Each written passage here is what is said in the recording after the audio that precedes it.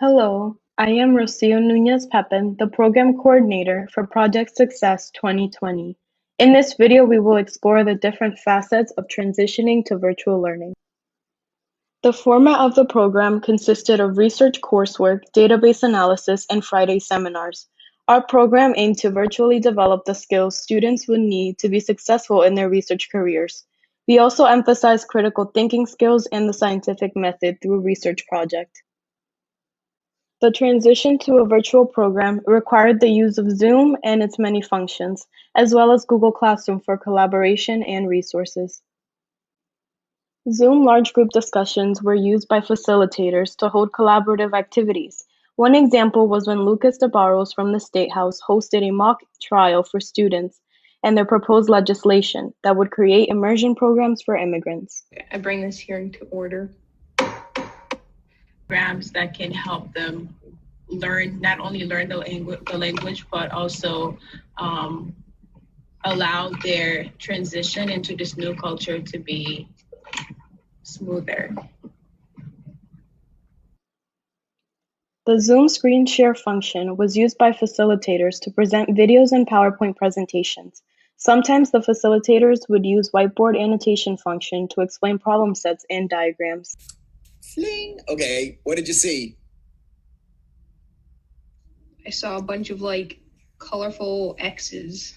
Okay. I saw X's X's that were blue and yellow and plus. In the next example, students learned from Dr. Hyun how to interpret a HIDA scan during their radiology course.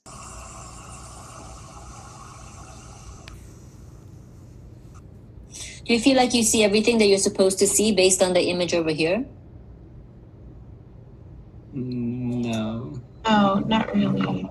What do you think we're not seeing? Not seeing. We're seeing kind of the gallbladder is not.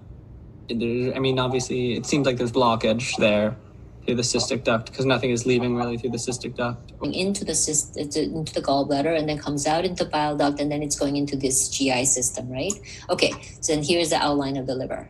Okay, so actually. Students also used the Zoom share screen function to present their work. This was a skill they mastered as the program continued. As high schools and colleges shift to a hybrid online learning, this is an important skill to have. Sliver of black on the side of the left lung.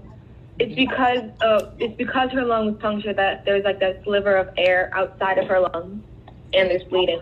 Mm-hmm. The patient underwent X-ray and emission imaging.